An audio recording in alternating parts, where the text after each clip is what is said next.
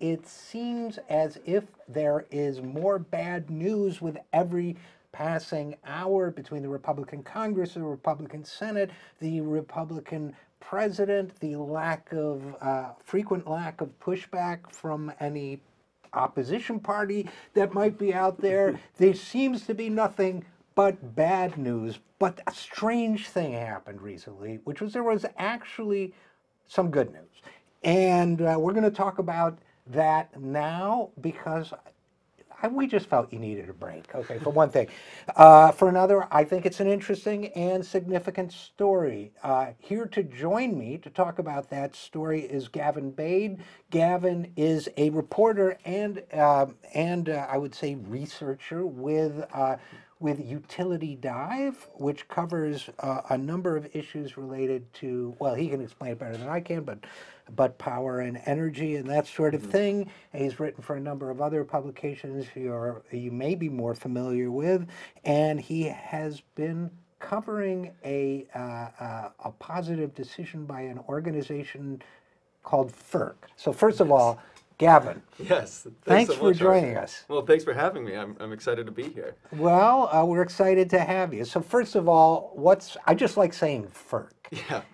What is What FERC? the FERC? So hot right now. Right.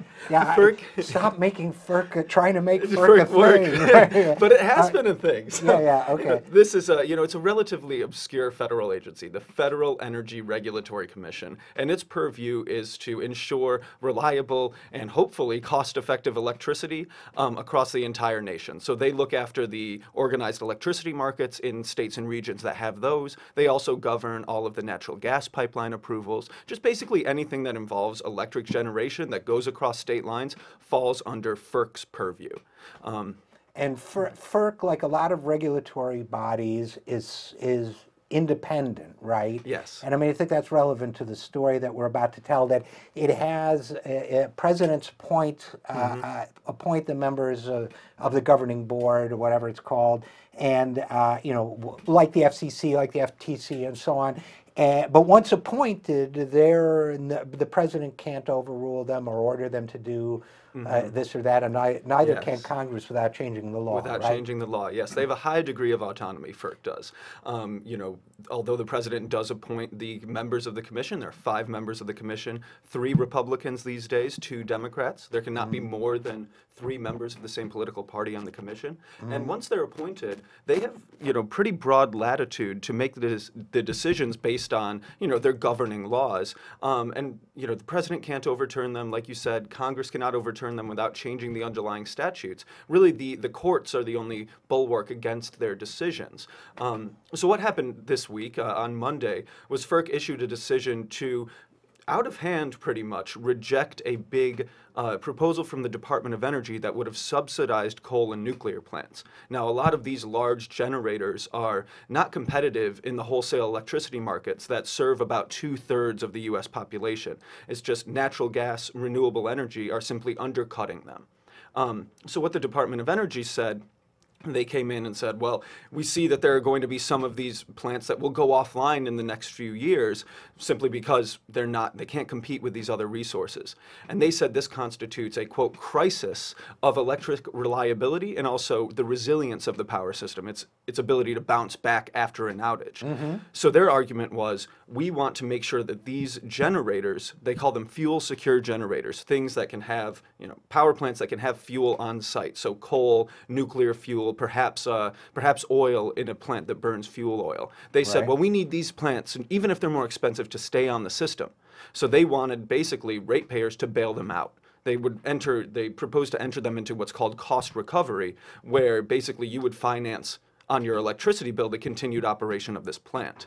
Now, this is it was a very questionable and kind of almost illogical plan from the beginning, and I can get into that now if you'd like. Yeah. Tell me, because I mean, I could see someone saying, well, that kind of makes sense, that power plants should, I mean, I can see environmental hazards and all sorts of reasons why it might be a bad idea, including, as you say, the idea of bailing out a profit-making entity.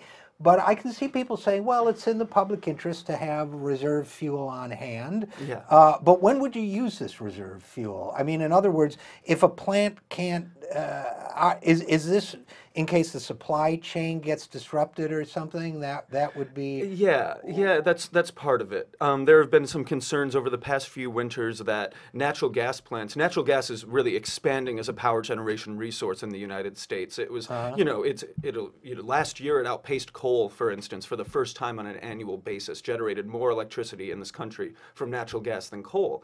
And some people are concerned that as natural gas increases, there will be issues with its fuel supply. So, in cold snaps like we just had in the Northeast, right. You have a lot of natural gas demand will go up because people heat their homes with it. So as that gets diverted to home heating, it can, raise the price for natural gas. And in some cases in the past, there have been problems with getting that gas to the power plants. But that's all to say that, that's not to say that there is this crisis of reliability in power markets today. Has that ever happened, for example? There were some issues back in 2014, if you remember the first polar vortex, kind of a big shot of polar air came down, and some natural gas plants indeed had problems getting fuel supplies. But that's only part of the story, right? Okay. There were also coal plants that had their coal piles frozen. Their mechanics were just frozen and they couldn't start up. There were a lot of issues about this. Basically, the short and long of it is that this crisis of reliability in wholesale power markets that Secretary of Energy Rick Perry was trying to sell to FERC was largely an imagined one. Okay. So they were hyping a non-real problem. Every one of these wholesale power markets has a nonprofit grid operator that's charged with overseeing reliability and reasonable pricing of electricity in their areas. All of these wholesale grid, all of these market grid operators that operate the places where the DOE's proposal would have been directed at, all filed comments with FERC and said, we're already working on these issues. There's no crisis of reliability. We have a secure generation supply. And, while we do see maybe some issues in the medium to long term, we already have efforts at the grid operator level to change our pricing in our wholesale market, change how we compensate different generation resources. And that's probably going to take care of it. So really, you got down to the point that the only people who really thought this was a good idea were the people who owned the coal and the nuclear plants. And they thought it was a good idea because basically Rick Perry's plan would compel the public to give its money to these corporations for a virtually non-existent problem. And therefore, they would have more money. I mean, I hate to oversimplify. Of course, they want to keep their plants open, Right. And a lot of these, I think I should explain a little bit deeper exactly what the proposal would have done. So the way it was phrased was a little bit curious for a lot of people in the power sector. They said they would reward this cost recovery to all plants that had a 90-day fuel supply on site. Now I talked to a lot of power sector experts, and no one knows where they got this 90-day fuel supply point from. Okay, maybe it's just picking out of the air. But it would take 12 acres of coal. Right. At a coal plant. I wanted to stop you right there for exactly that reason. It seems to me nowhere. I mean, we had what was an unusual cold snap here in the East Coast, but it didn't last 10 days. I mean, to me, 90 days seems like an astronomically high. You know this field and I don't. That seems to me to be an astronomically high number. And by the way, it also 12 acres of coal, but it also raises the question of a 90-day supply of natural gas. It seems to me to be an enormous amount of a highly explosive substance. Most natural gas plants probably would not be able to store that much. It's about for a kind of a medium to large size natural gas plant. There's a University of Texas professor who did the calculations on this, Joshua Rhodes, and he said it would be about 6 to 6.5 LNG tanker ships for a normal-sized natural gas plant. 12 acres of coal, and that stuff is very explosive. And I don't, it was always. I mean, this is like asking a supervillain to show up, right? Yeah, I don't know how secure it is, but right. And you think, well, why would, and there are a lot of other issues with the grid, with grid reliability, and with, we saw at the Consumer Electronics Show yesterday, the power went out. During the cold snap last week, a nuclear plant went offline in the Northeast in Massachusetts. But the vast majority of these issues have to do with issues not with fuel supply, but with your power lines, with the transmission and distribution system, trees, falling on power lines, squirrels getting into a transformer. Literally, squirrels do much more damage than any of these fuel issues. There's a research group called the Rhodium Group, and once this proposal was announced in the late September, they ran the numbers on this, and since I believe it was 2012, it was 0.007% of outages in the United States, outage hours, were actually caused by fuel supply issues. The vast majority of those were fuel supply issues at a Minnesota coal plant. So you wonder, where did the DOE get this kind of harebrained scheme that was very kind of widely panned in the electricity sector? And the answer is the coal industry. It's been documented by a lot of people, but especially by the Chicago-based magazine In These Times, that Rick Perry and other members of the institution met with people like Bob Murray, the CEO of Murray Energy, the largest privately owned coal mining company in the nation. They also met with First Energy, a large Ohio-based coal generator that's looking to sell off a lot of the plants that would have been affected by this. And they got a hold of these memos. They found pictures of Murray meeting with Perry. They got pictures of the memos, and they advocate the same thing.